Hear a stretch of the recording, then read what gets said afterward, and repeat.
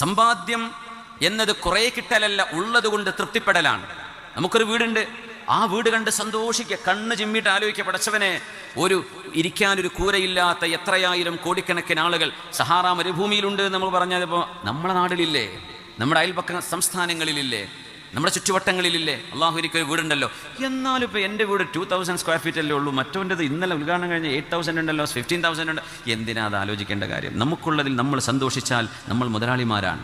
ദുന്യാവിൽ ഇപ്പോൾ യൂസുഫ് അലിഖാൻ്റെ വീടിൻ്റെ അത്ര എൻ്റെ വീടില്ലല്ലോ എന്ന് ആലോചിച്ചിട്ട് എന്താ കാര്യം? അള്ളാഹു ഓരോരുത്തർക്ക് കൊടുത്തു. യുചീഹിമൈ യശ, പടച്ചോൻ എന്ത് ചെയ്യും? ഇഷ്ടമുള്ളവർക്ക് ബിഗൈരി ഹിസാബ്, ചിലപ്പോൾ അങ്ങ് വാരിക്കോരി കൊടുത്തെന്ന് വരും. എല്ലാ മനുഷ്യർക്കും ഒരുപോലെയാണോ? അല്ല. എനിക്കുള്ളതിൽ ഞാൻ സംതൃപ്തനാണ്. നിങ്ങളുടെ ഹൃദയത്തിനുള്ളിലാണ് നിങ്ങൾ മുതലാളിയാണെന്നത് അള്ളാഹു വെച്ചിട്ടുള്ളത്. അത് നിങ്ങളുടെ കയ്യിലെ പൈസയിലല്ല. കൽബിൽ തോന്നണം, എൻ്റെ ഭാര്യ, ലോകത്ത് കുറേ സുന്ദരിമാരുണ്ടായിരിക്കാം, എനിക്കെൻ്റെ ഭാര്യ ഏറ്റവും വലിയ സുന്ദരിയാണ്, അൽഹംദുലില്ലാ.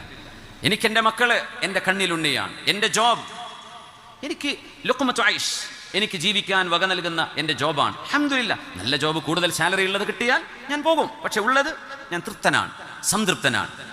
എൻ്റെ വീട്, എൻ്റെ ഫ്രണ്ട്സ്, എൻ്റെ നാട്. പലരും നാട് വിട്ടുപോയി അമേരിക്കയിലും കാനഡയിലുമൊക്കെ സെറ്റിലാവും. എന്തേ? നമ്മളെ നാട്ടിൽ സ്റ്റാൻഡേർഡില്ലേ എന്ന് പറഞ്ഞിട്ട്.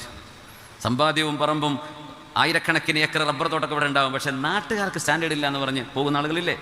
എൻ്റെ ജീവിക്കാൻ കൊള്ളൂല. അത് പിന്നെ നമുക്ക് സ്റ്റേറ്റ്സിലൊക്കെ പോയിട്ട് ജീവിക്കാം.